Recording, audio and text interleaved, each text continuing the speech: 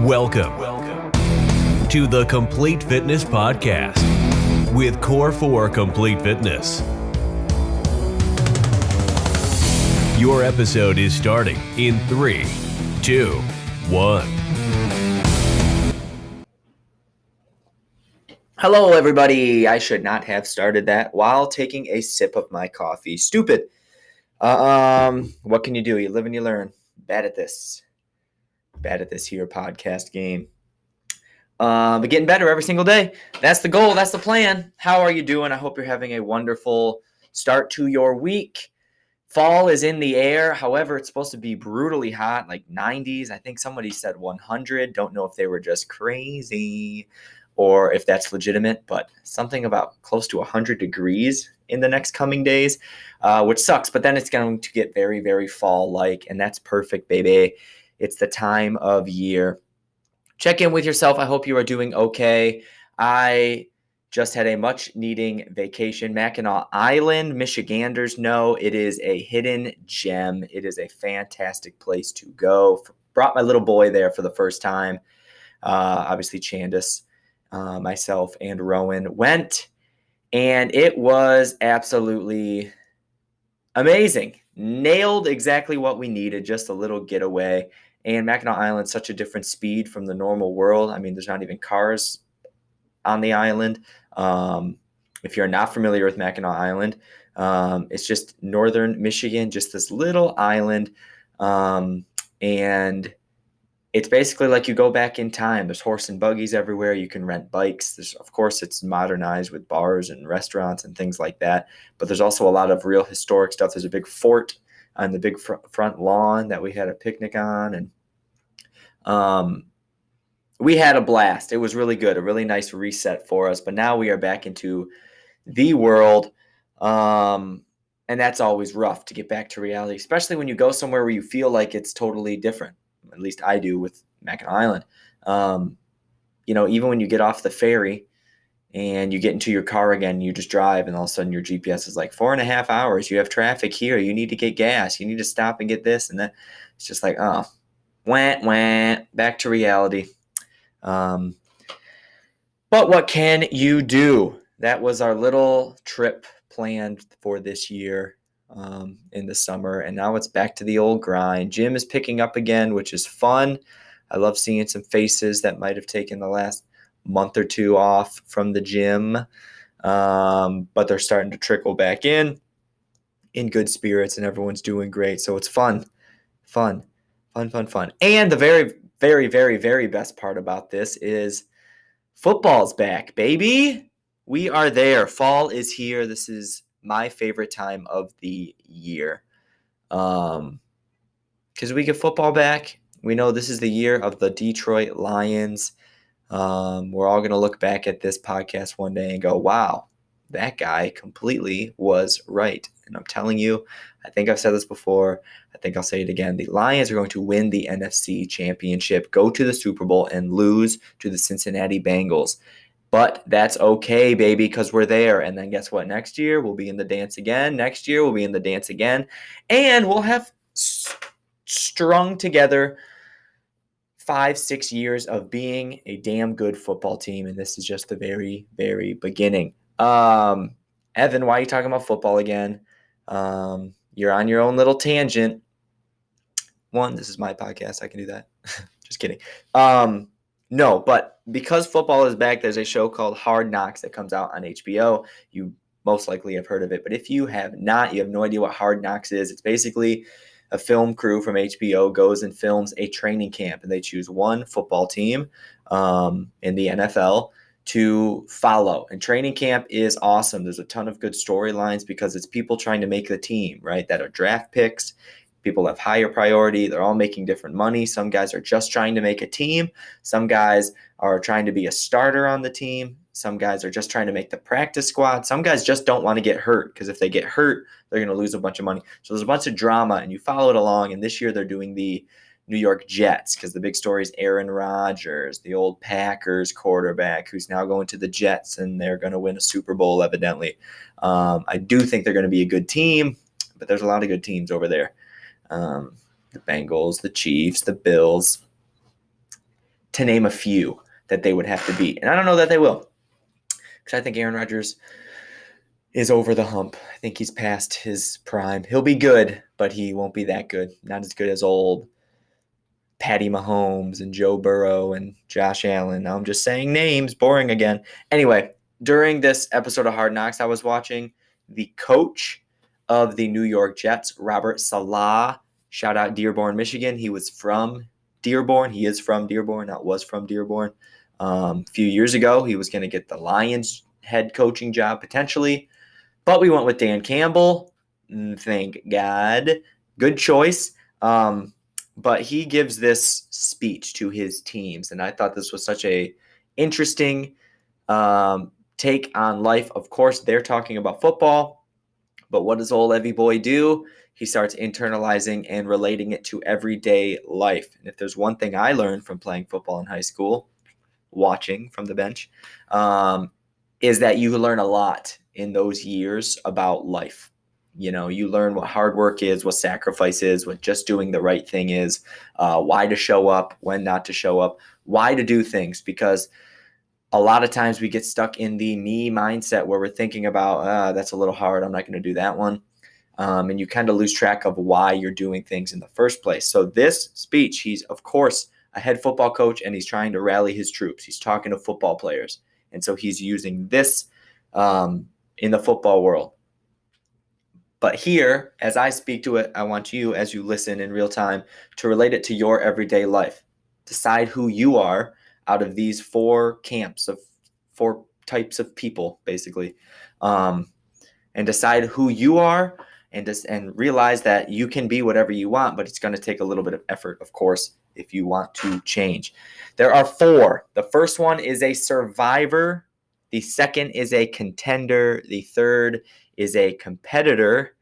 And the fourth is a commander. Those are the four tiers: survivor, contender, competitor, commander. They're all C words, so I wrote a cheat sheet to make sure I didn't mess it up. A survivor is the person that does the bare minimum, simply does what it takes to get by, right? Yes, you know, if you think about it in the work environment, you get a job description. As long as you're doing your job, you have no grounds to be fired. You should not lose your job. You made a deal with a company. You go, hey, you give me this much money, I give you this much work. You made that deal. That's fine. Where survivors are dangerous is because those are the people that start bringing people to their level when they start feeling insecure, inadequate, and lousy. And why are they feeling lousy? Because they know deep down every single day they are doing the bare minimum just to get by. You're taking the easy way out. These are the people that don't spend a lot of times in the gym. These are the people that don't spend a lot of times with their family, have a lot of happy marriages. This is when you think about a marriage going one way where the dad doesn't really do anything and mom's doing everything, or vice versa, of course. These are those people. And it's not like you're all or nothing. You can be a survivor in certain aspects and a contender and commander in different aspects of your life. But the survivor is not good. At the end of the day, they live a human life. The problem they get is the bringing down, and they tend to have a very, very negative outlook on life. So that's a survivor. They do enough to survive. It's an easy way to remember that one. Then you go contender. A contender does more than the bare minimum, but with a weird mindset. It's pretty selfish and ego-driven. In this football example, because he's talking to football players, right? He says these people are, they're going to work hard for fame, for money, for the big contract, for playing time, for all the accolades, right? And they only work hard when those things are at risk. If somebody said, hey, you're going to get this job, you're going to make whatever, $200,000 a year, you're going to have a boat, you're going to have this, you're going to do whatever you want as long as you do this job, they will not work hard because it's done. It's guaranteed. Now, if they go, hey, if you work hard for me, you can get into that tax bracket, you can make that amount of money, you can start to get that, those people will show up and they will go a little above and beyond, but when promised something in return like that. That is the contender. Not all bad, right? But not as good as we can be. We're doing it for what's in it for us. So there's still that self-driven, self-ego happening, right? And then there's the competitors. This is the third on the tier, and this is what everyone should be striving to be. Of course, again, this is related in this football coach talking, but think about your real life, your everyday life. The competitor cannot be swayed by surrounding things, how much money they're getting, how much this, how much that, how much this, because they're showing up every day for the sake of competing. They love competing. They want to be the best at no matter what they're doing. They want to be the best spouse. They want to be the best dad. They want to be the best coach. They want to be the best podcaster. Whatever they're doing, they show up every day to set their best foot forward for the sake of putting their best foot forward. They want to be the best. They have a championship mindset. They want to win a championship every single time. The championship of being a dad, the championship of being a spouse, the championship of being a coach. And they want to do it. Why?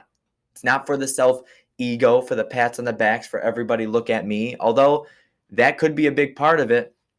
If that's at risk, it doesn't matter because they're still showing up just to be the best. There's no point of doing something if you're not giving it your all. That is the mindset of a competitor. I hope you are a competitor. If you're not a competitor listening to this, let's get you to be a competitor. Competition can be good, and this word competitor doesn't mean trying to compete with everything. But in a way you are, right? You're competing to be the best every single day. The championship mindset, I wrote a little blurb on here, I didn't want to skip this part, is to embarrass the bad and make the great seem normal. If you have that mindset, these are the people that you know in your community that you have met before that are absolutely crushing it, and they're doing it the right way, the real way. They're the people you get a little jealous of. They're the people you go, but they probably got something going on that we don't know about. And they probably do. We're all people. Nobody's perfect. You're not perfect just because you're a competitor. But they're going to get further ahead because every day they're bringing the best.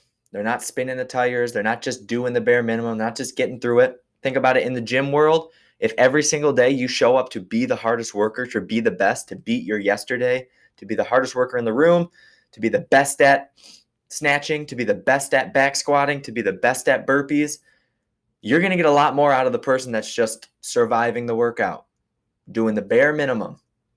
And so this is what the compounding effects are for how people get ahead in life. Be the competitor. Embarrass the bad. Obviously, that doesn't mean shame people, but through your actions, you're working hard. The person next to you is going, hey, I'm just punching the clock, baby. Let them do that. Don't listen to them. They're going to go in their own mind, and they're going to go in their own world, and they're going to go, Evan over here is working really hard. How embarrassing. How is it? We all know these people. We've all been these people, and we've all experienced these people. And a lot of times their opinions can keep us from growing. We start to believe, oh, you can't really work hard because it's just this. You can't really work hard. How about you work hard to work hard? How because it feels good to accomplish something? For you. That's not for your boss. That's not for the boat. That's not for anything. That's for you. When your head hits the pillow at night, you go, damn, I crushed being a dad today. I crushed being a spouse today. You know, that's important. And then the last one, the highest tier, which are few and far between, are the commanders. And that is basically the same thing of a competitor, except they elevate those around them. They do all those things. They bring the best foot forward, but they can find others that aren't and get them there. They're leaders. They're leaders in society, and they lead from actions, right? We always say that. If you're the first one at work and the last one to leave, people are going to work harder for you. If you're barely showing up, if you're, you know what I mean, sleeping on the job, quote unquote, or literally, and you have people working under you, they're going to notice that, right? A true commander is somebody who shows up every single day, does the hard work, isn't above any single job, doesn't, Doesn't just because they've been there longer, have this superiority. They show up, they do their job, they do it the best they can, and they move on. And these people tend to live happier lives. That effort is so underappreciated when it comes to just overall happiness. That is what it is. It's easy to just not take on a lot during your day. It's easy to be like, well, and then this is my break. Rowan naps from noon to 2:30 on good days, on the best days ever. It's happened like twice in his life, so I shouldn't say he does that. During that time, what am I doing? Am I getting ahead? Am I doing some work? Am I doing laundry? Am I cleaning the kitchen? Am I helping out around the house? Or am I napping? Some days you need to nap. Some days, the last 2 weeks before Mackinac was absolutely brutal, and sleep was few and far between. And so when that happened, if we got that break, it was like, hey, I need to just chill an hour of this 2.5 hour break where I'm not doing anything during my day. I need to focus on me a little bit, or are you getting your workout in at that time? There's different things, and the competitors of the world are the ones that will get ahead. And that's who we all should be striving to be. All right. And there's different aspects, and there's different days.